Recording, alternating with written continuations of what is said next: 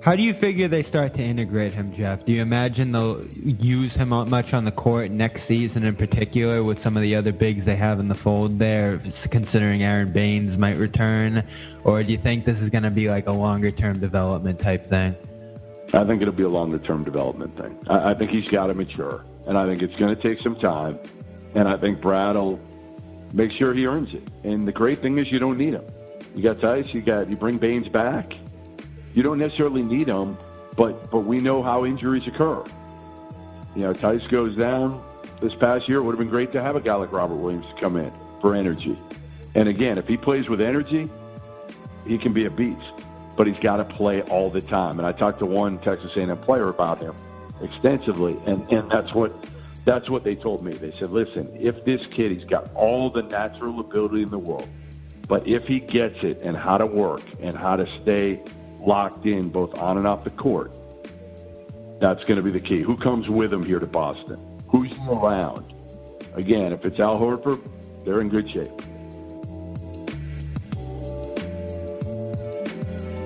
From now on, I'm Robert Manning, and I'm wearing a huge metal chain, so anytime I walk through a doorway, I can just lift up and start pulling up. And then the first thing you do, go back and get Jay King back. Challenge him to and just post him into oblivion. Maybe my arms will grow too. Yeah, he's gotten soft with the Athletic. He's getting that sweet that subscription money. No, he hasn't been in the gym. I saw the media gave. You can take him. So let's get into this Celtics Blog podcast with Sam Sheehan, who directed the mock draft as we went into this week. And we were looking at deep guards, maybe some 3-and-D guys who could have fallen to the Celtics deep into the draft at 27. Maybe they go outside the board and jump way up to the front of the draft. That ultimately didn't work itself out. But I don't think what ultimately happened was on anybody's mind. And a guy who you had 12th in our Celtics Blog mock draft falls all the way to 27th. So my first question is, do we feel great about the fact that a guy with those kind of tools fell all that way? Or are we thinking, why'd that happen tonight? A little bit of both. I was so surprised that he was – when I saw him drop all the way there, I really thought the Celtics were just going to go right by him and pick someone else, because I thought that usually when something like that happens, there's like – there's information out there that, we don't know about, stuff that might have, turned up in the interviews. There have been, rumblings about, Robert having some off-court type of, problems and stuff like that. But and then the Celtics took him, which makes me think that, that this was the right fit for him. Like the Celtics do their homework. They're one of the hardest working organizations. They didn't have Robert Williams in for workouts, and they still took him anyway because they felt like he was that much of an upside pick. And, I do think that he did fall into kind of the perfect situation for him. He is, if the book on him is that, he is a guy who has some difficulty, personality-wise, maybe working hard, attitude issues, any of that stuff. He's going into a culture with Al Horford, hopefully with Marcus Smart, with Jaylen Brown, with all of these guys, Brad Stevens. I mean, this is a perfect situation for him where he doesn't have to produce right away. He can learn the system. He can learn how to be, a professional at the NBA level, and he can really, just develop at his own pace. And while he's, an excellent value pick, he's also a huge upside pick. I mean, this is a guy who really could be like an NBA starter for years to come, and the Celtics got him with a deep first-round pick, at which point, when you're drafting in the first round, you just want, to get a rotation guy there. So the fact that the Celtics got a guy with real starter upside, and I don't think that that's like a, that's not an exaggeration. He really could be a starter in the NBA. It's just magnificent. And this is a very long sword with two sides that we're looking at here. Literally 7'4" wingspan, one of the best best lengths in the draft out there, especially for a guy who's 6'9". So I think that makes up for some of the height concerns he might have playing the center position. I was going through some of the numbers tonight, numbers that make you just go, wow. Like the fact that he only did 17 pick and rolls last year because he was playing out of position. Maybe another reason he falls a little bit here, not playing completely in his element after he went back to school for a sophomore year, which I think surprised some people. But he also comes back and puts up a 27% defensive rebounding percentage, which is pretty ridiculous. And you see that he's capable of putbacks and great offensive rebounding as well, which is still something that matters, as we found out with the Celtics last year. 2 years ago, they don't rebound at all. We go, oh, rebounding's overrated. But then they come back this year, and they're one of the best rebounding teams in basketball. And they went on a run where they were pretty much undefeated for the whole season when they were winning the rebounding battle. So we found out that matters. But free throws also matter. And there's a guy who shoots 54% at the line. So, two sides of this coin at every turn with the stats on this guy. Yeah. I mean, I think that, on the one hand, you kind of look at, the book on bigs. We're at a really interesting time in the NBA where, in particular, point guards and bigs are sort of, there's a lot of them out there in the NBA. And, it's sort of seeming like unless you've got some of the very best, bigs or some of the very best point guards, it might not be worth using assets to get a, sort of a middling one of those guys, because you can get them. There's so many of them out there. You can usually get a pretty good guy on the cheap. Or, for example, look at the Celtics getting Aron Baynes for the room mid-level exception last year and how well that worked out. So, on the one hand, it seems like, it might not be a great idea to sort of use an asset like this on a big player. That said, you are getting cost control on the one hand, and on the other hand, Robert Williams does project as one of these guys who could be one of those elite players. You look at the two types of bigs that really succeed in the NBA. One is just these outrageous, athletic, freaks of nature, these unicorn guys like, Joel Embiid, Anthony Davis, Porzingis, or maybe mobile guys, guys like Al Horford or Rudy Gobert, who are just defensively anchor, but also are kind of mobile. A little bit more mobile than you might otherwise think. And then the other type is your guys like Clint Capella and DeAndre Jordan, who are just rim-running, hyper-athletic, protect the rim, true bigs that don't necessarily space the floor, but also necessarily don't have to because of their ability in pick and rolls, their ability to switch and sort of blow up pick and rolls and survive on the perimeter with their length and fast twitch muscle. And I think that Robert Williams definitely projects as the latter. I think he could definitely be one of those guys who could switch onto the perimeter. And that's really seems to be where the NBA is going. There's the old Bill Simmons thing. I have some of the Bill Simmons stuff, I don't know. I think he might have lost some of it in his older age. But this one I think is true, that you look at the finals and you see, could this guy have played in the finals? And I think that there is value in that. And I think that Robert Williams, the answer to that question is yes. He could have played in the finals. The Clint Capella comparison is fascinating because we are in an era where we're all looking at who could stay on the court against a team like Golden State. And we're looking at a situation now that's twofold. Right now, how can you beat Golden State? And then in the future, how do you create your own wave going forward? And I think a big man, it can be part of both of that, even though that would seem to go against conventional wisdom. Clint Capella played fantastically against the Warriors and almost looked at certain points like he was pulling Golden State out of their element, forced them to play JaVale McGee, going into bigger lineups more. He put up 10 and 10 against Golden State in that series, managed to play 30 minutes a game, which is, the most telling stat of all there. Now, I think we have a while to go before we see Williams reach that point where he's even on the court, but if he's able to be the first step toward a team being able to maintain bigger lineups, as I think the Celtics are hoping they can too going forward, seeing how they played last year with more switching, more wings, even more center play. Williams is going to be a very useful tool for them to, one, compete now and compete going into the future, though. I do wonder how much playing time he's going to be able to carve out right away with some of the other bigs on this roster, especially if Aron Baynes returns.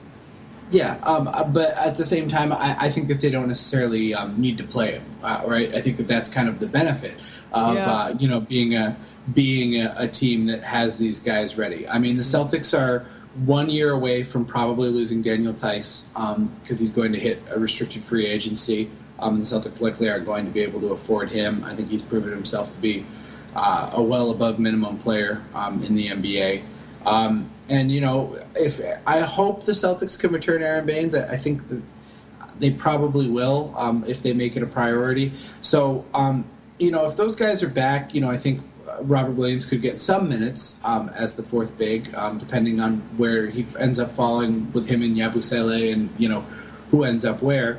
But I also don't think it would be the worst thing for him to, get some of those main reps and sort of, get some of, those that sort of repetitive those looks. I mean, one of the last times the Celtics drafted this low, I guess it would be Jared Sullinger and Fab Melo, but before that it was Avery Bradley. And Avery Bradley didn't have much of a role when he first, stepped on the court for a competitive team. I do want to hit on that point, though, because we have seen the Celtics use Maine as a developmental driving force for a lot of the players they've drafted in the past. And we do look back at some of those guys, the success stories obviously being Avery Bradley. Terry Rozier spent a little bit of time up there. We even seen a guy like Jabari Bird this year come up and play some great minutes out of Maine with him on the two-way deal there. But then I look back on some of the big men that they've sent through there. Fab Melo played so great up there, just didn't translate. Jordan Mickey, we loved him in the second round, never quite worked out. And those are, probably lower-rated guys than a Robert Williams, but I also look at Gershon Yabusele, our favorite, still hasn't carved out a role on the team, though. Mm-hmm. So I'm looking at a big man who maybe has concerns about his dedication to the game, as we spoke to Jeff Goodman earlier today. There were stories about him maybe not even wanting to leave his hometown, his small hometown, to play AAU and even get into professional basketball. So I look at all those factors and some of the past stories of Celtics trying to develop big men through their G League, and I get a little bit concerned about Williams' development here if he's not going to have time to play with the team. Do you have any of that?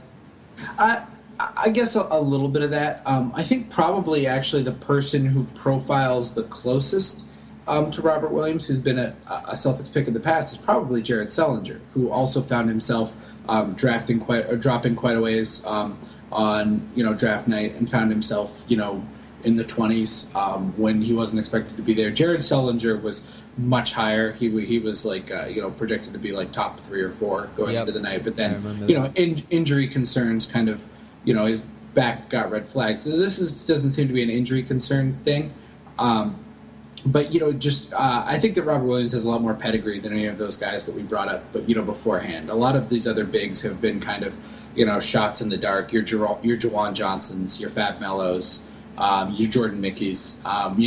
Some of these guys were more just shots in the dark. This is a guy who was pretty much considered to be a consensus lottery pick. I think a lot of people around the league, a lot of smart people around the league. I think it was Jared Weiss had a really good tweet earlier tonight of The Athletic where he was talking about, he talked to 3 different GMs and they had all had different expletives describing how they felt about the Celtics getting Robert Williams. So I think that, I'm not as concerned about that. I think it's more going to be about, getting him settled into, getting him around the vets and in an environment where he's playing hard. I think this is one of the reasons they really want Marcus Smart to be back on the team next year. I think Marcus Smart's like a very good mentor for these young guys, just because of, he does play so hard and just having him around. As we saw at his camp the other day. He took a charge on a kid running to the pizza line. Like, how could someone not learn anything from that? I also saw him teaching them those wacky dribble moves he does out on the perimeter. We're going to have a lot more kids coming up the way Marcus Smart did if they're all going to his camp. Yeah, it's incredible. So I really think that, Williams, he's just... I really think that there's a role for him, too, because I think he does play in a very interesting way. He's not very skilled. He's not going to, post you up. He's not going to use dribble moves to get to the basket. He's not much of a shooter. I don't expect him to improve much. He's pretty much only going to be flushing it. But he is a passer. He's a pretty good passer, and I think that, that's something that's going to be, interesting, especially, that gives him an extra dimension. We've seen how the Celtics use penny touches in their offense. It's very important to collapse the defense, re-expand it, and find the shooters. And I think even though Robert Williams isn't as much of a shooting threat, he can still collapse the defense, make those recognitions on those passes. I think he's going to be a really good player for the Celtics on a rookie scale contract, that was ended at the end of the first round. So it's going to be only a couple $1 million, at the end of these 4 years. It's going to be a cheap contract. I think at the end of his 4 years, he's going to be making the same money Yabu's making this year. So a very cost-effective thing, and it can mean a lot for the Celtics in 3 years to maybe have Rob Williams on the team. 3 years experience, maybe a starting level center for them at that point, under that type of money. So a really good value pick. I really don't think it could have gone any better for the Celtics on this draft day, especially because neither the Kings or the Grizzlies went home with Luka Doncic. Yeah, it was just incredible to watch him drop and drop and drop. And it got to 25, and I'm seeing Portland, I'm seeing the Lakers, and I'm seeing the 76ers in rapid succession. There were 4 teams below that I knew were pretty set at big. But those 3 teams pop up, and all of them have concerns on the interior. Philly needs a guy to back up Embiid. Los Angeles has no one in the front court signed right now.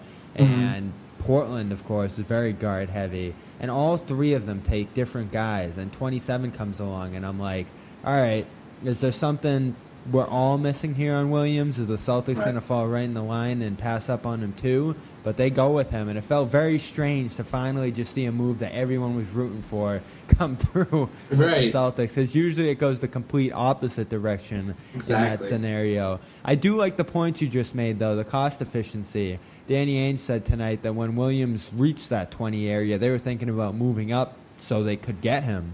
And nothing came together. Ultimately, they have to sit and wait, and him falling to 27 helps with the cap. As we know, every little bit of money that it can take off helps in that capacity. He also said Brad Stevens' affinity to having those bigs who can pass out on the perimeter and get touches on the perimeter and be comfortable passing from that area. A big reason they took him too, and that's a big part of Stevens' offense as a whole and something that's going to bode well with him going forward. But he said he's got to learn the system, he's got to earn that time, and that's still my biggest concern going forward with him is how he's going to be able to break into the system when there's so many guys in front of him. Yeah. You gotta be able to play defense under Brad Stevens. We've learned that, and if Robert does not learn defense, it's going to be tough for him. He's someone who, he projects as a center. That's his ideal position. Yep. Maybe they might get some minutes for him at power forward alongside Al Horford, which might sort of release him as a sort of a shot blocker from the weak side, which could be pretty terrifying. But eventually, he's going to need to learn to quarterback a defense, which is one of the most complicated things in the NBA. To be a center barking out the orders and sort of lining everybody up, and it's going to be tough for him. He's going to need to take some hard knocks, and that's why I think a redshirt year for him, sort of going to Maine, getting 10 minutes a game here and there, I think it was going to be good for him in the long run. Yeah, let's not underrate how hard that can be, though, that back and forth between Maine and not having a consistent role on the roster, especially for a guy who obviously has dedication issues or at least some sort of issues showing a consistent commitment to the game. I do wonder how much his situation at Texas A&M and some of the turbulence there might have played into that, too. Perhaps not the best situation for him to play his college ball, and we know there was a lot of inconsistency around him down there, as Goodman told us earlier, too, when we spoke to him on the draft show. I got to tell you about my simple contacts experience. It's not mine, it was really my mom's. She's losing her glasses left and right, and if she cannot see anything, if she doesn't have her glasses, it's ridiculous. So she's leaning on contacts to get her through her day, whether she's at work or running us around to different appointments and places and just keeping the house going. She can't see anything without the contacts, so either she's losing her glasses or she has to go out of her way, her busy day, to get contacts, which is just such a stupid thing to throw your day out of a loop for. So simple contacts. It's the most convenient way to renew your contact lens prescriptions. It's the 21st century way to do it, because We're on her phone all the time, even her, even though she's of a different generation. She's still on her phone all the time, so she'll have the Simple Contacts app on her phone. She'll see it and say, oh yeah, I gotta renew my contacts, and it takes less than 5 minutes to do a quick vision test if you get the app for yourself and you want to start using that. I remember she did it. It was so quick. It was probably less than 5 minutes. And on the other end, they have a licensed doctor review it. You get your renewed prescription and it comes right to your door. You just reorder your contacts right through the app. You don't have to go to a doctor's office or get an appointment, which could cost over $200. This costs just $20 to do a vision test with Simple Contacts. It's nothing. Standard shipping's free. And best of all, they have a promotion for you on the CelticsBlog podcast. So all my contact wearers out there, you're going to get $30 off your contact. $30. I've done a lot of reads. I haven't seen $30. You just go to simplecontacts.com/banners. This is the Banners broadcast, so go to simplecontacts.com/banners. Or just enter the code BANNERS at checkout. Either way, you're going to get $30 off your contacts. That's crazy. So this isn't a replacement for your periodic full eye health exam. This is just for your contact prescriptions. It can make it a little bit easier. Hope you see 20/20 and renew your prescription. They don't write completely new RXs or examine your eye health, but they're just gonna make your life a little more convenient. That's what Simple Contacts is all about. Hence the simple.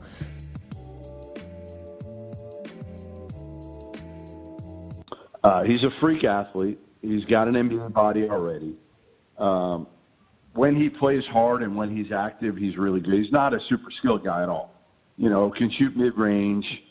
He was at a camp I was at last summer, an Under Armour camp, and all the college counselors were there, and he kind of bailed out after the first day, which was a red flag to a lot of people. If you want to play, usually you fight through injuries, and he kind of shut it down early with all the NBA guys in attendance. So I think, he's a guy that's going to hopefully will give him energy, hopefully will give him a rim runner who you can play pick and roll with. He can dive to the basket and finish. He can. He's just got to be locked in. And as I tweeted, the best thing for Robert Williams is going to be Al Horford. That's going to be the best thing for him. Honestly, if Al Horford takes him under his wing and they put that locker right next to Al Horford, which is the first thing they should do in the practice facility and at the Garden, this kid is not going to fail. He's a good kid. He's engaging. You're going to love him in terms of his personality. Again, he's just got to mature. He's a small-town kid who never really wanted to leave Oil City. Even for AAU, he didn't want to play, and I'm going to tweet out my story that I wrote on him prior to the season. He didn't want to leave, didn't want to play for the Houston Hoops for the big AAU group because he was comfortable. It was a one-stoplight town, and that's what he is. He's a small-town kid. What other takeaways do you have tonight? Lots of moves impacting the Celtics. I look at three in particular. The Bucks with Dante DiVincenzo as they try to continue to make a leap in the East. You like that one, huh? I don't like that one. I'm glad. Let me just put it this way. I'm glad the Jazz and the Bucks made the picks they did. I'm glad they took DiVincenzo and Grayson Allen off the board. If the Celtics had picked Grayson Allen over Robert Williams, I would be in a jail cell right now somewhere. Yeah, he went very early. That got taken off the cards very early at 21. Yeah. Colin Sexton ends up in Cleveland. Pretty surprising with Michael Porter on the board there. Porter falls all the way down to 14, which was the stunner of the night. But Sexton, think that has anything to do with LeBron, or is that just them saying take the best guy there and whatever happens, happens? Yeah, it's interesting because, they didn't, I think you could make the argument there were some better upside guys there. I mean, I think if you were really drafting for upside, I'm not a huge Kevin Knox guy, but I think that he was one of the guys on there at that point that really would have given them, a lot of upside there. I think if they had wanted Sexton, I think they could have traded back. I don't think that they would have gotten themselves in trouble by doing that. If someone, wanted to trade up and, beat the Knicks, the Knox, or, get some of these other guys like Mikal Bridges or anything like that. But I ultimately think it's a fine pick. I mean, it was 8th in this draft. I think that I think that they're ready for LeBron to leave, so I think they are worth just the best player available. Well, I let me put it this way. I've always said, I've said that the funniest thing that LeBron can do could be go back to Cleveland for one more year, because he could make Cavalier Dan Gilbert pay roughly the GDP of Croatia in luxury tax bills. And I think that Dan really wants to get off this money and get out of the luxury tax as fast as possible. And he can kind of pin it all on LeBron, leaving. So we could see the Cavs, if LeBron leaves, they're going to need to blow it up with all this money they owe Tristan Thompson and J.R. Smith and all these other guys, sort of break it down. And, point guards take a little bit to develop. So drafting Colin Sexton there, giving him a year or two to take his lumps and sort of develop into, a good point guard by the time you bounce back is, it's a smart move. I don't think it's necessarily a bad or a good move. I think what the Sixers did was very interesting as well. Oh, yeah. Let's talk about that. And it brings me back to my biggest complaint that I have about the NBA draft still. And it got going right at number 3 when Luka Doncic puts on the Hawks hat. And he's getting – and not only did he put on the Hawks hat, but I hear that he got interviewed by ESPN about playing for the Hawks. And that trade came up very quickly, the one that he was going to the Mavericks. And he's answering questions about playing for the Hawks. He probably knew at that point he wasn't playing for the Hawks. Yeah. One guy who didn't know what was going on was Mikal Bridges, who got drafted by Philly. It just never ends with Philly. They skip out on Porter because they don't want to have to redshirt another rookie, so they avoid that debacle of online nonsense. And instead, they have a guy who's not playing for them get interviewed about playing for them, and his mom works for the team. Meanwhile, they're trading him to Phoenix, right? And Zaire Smith is the guy in Philadelphia. So the 76ers, you love this. The 76ers can never stay out of negative online headlines, huh? No. Oh, my God. First of all, I saw some people say that Sam Hinkie, because they traded back and got another draft asset, that Sam Hinkie was back in town. Sam Hinkie was not back in town, or they absolutely would have selected Michael Porter, and it would have been another guy sitting out for a year. And there was an intense internal debate about it, as we heard afterwards. Yeah, I have to say though, I really love Zaire Smith. I actually think it was a great trade for the Sixers. I think it was a great deal for the Sixers, but it was just absolutely brutal the way that it had to go down. Poor Mikal Bridges' mom, she was so happy, and it was just ooh, I know we're the team that dealt Isaiah Thomas in cold blood, but that was rough to see too. Doing your own coworker like that. Come on, man. And let's talk about the TV event that it is, because we know ESPN and the league are really trying to hammer this in as being a TV event, and they tried so hard this year. They go in saying Woj isn't going to break the news, and then other people are following suit. There was sort of this casual head nod about, let's make this a fun event. I think you even said oh, this is going to be fun.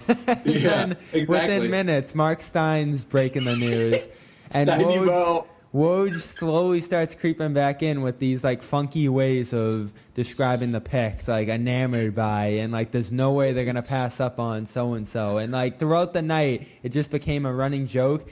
And ESPN wasn't happy about it, but ESPN being ESPN pretty much makes it into the running joke as SportsCenter starts that night. I think they called them the Thesaurus Woj in the opener there. God, it was so good.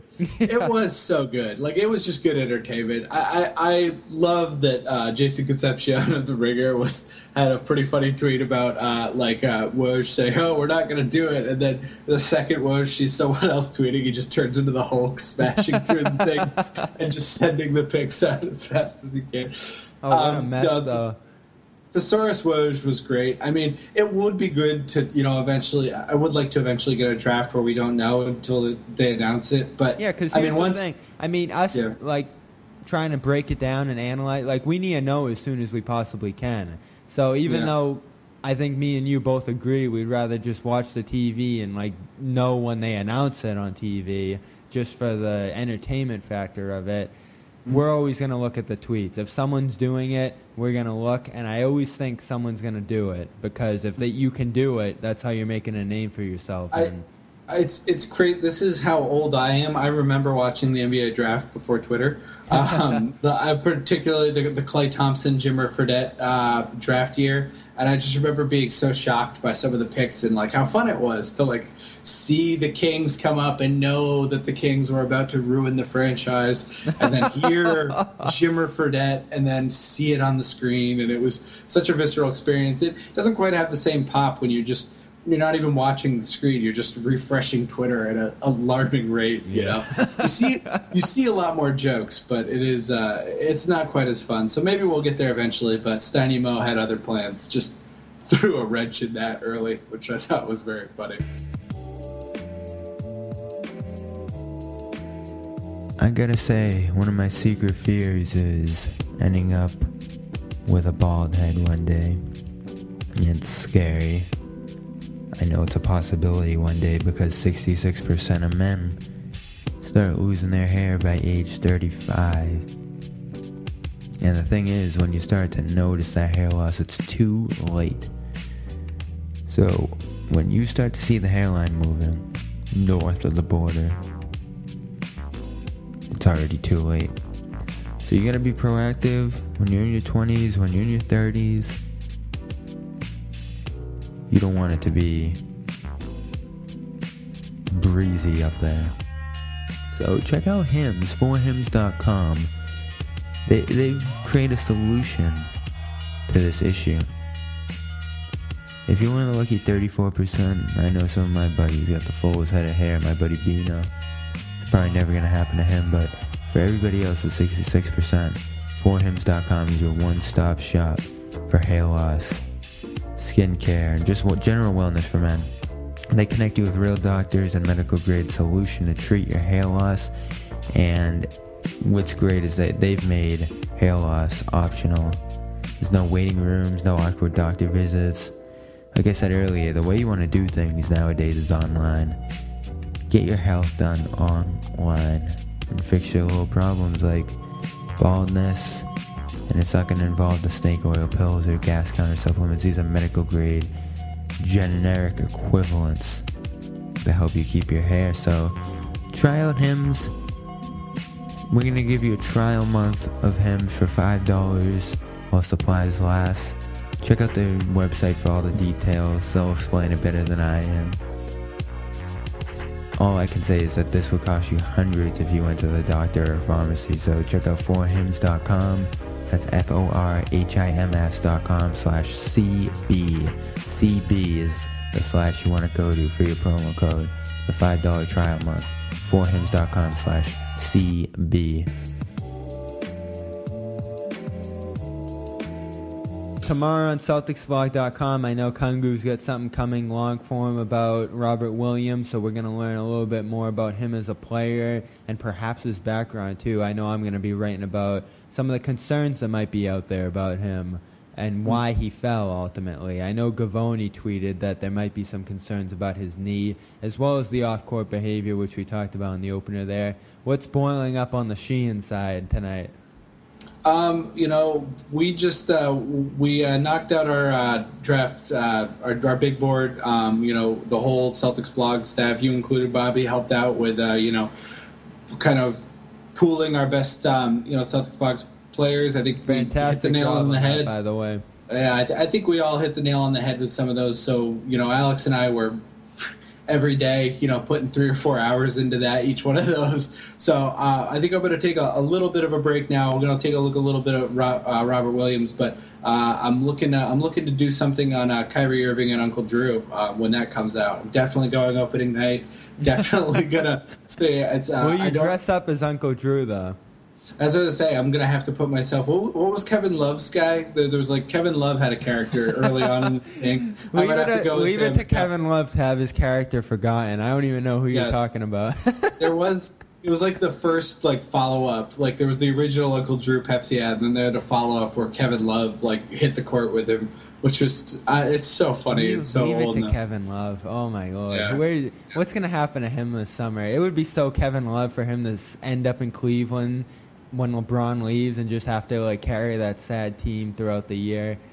Whew. They're gonna deal. If he leaves, they're gonna deal him. I think they might deal him to move some of the salary too. But maybe someone like Portland might be a fit. A team that's trying to get things together that has a lot of unwieldy money that the Cavs might be able to take back. But it's looking good. I thought the Nets and Knicks actually had pretty solid drafts actually.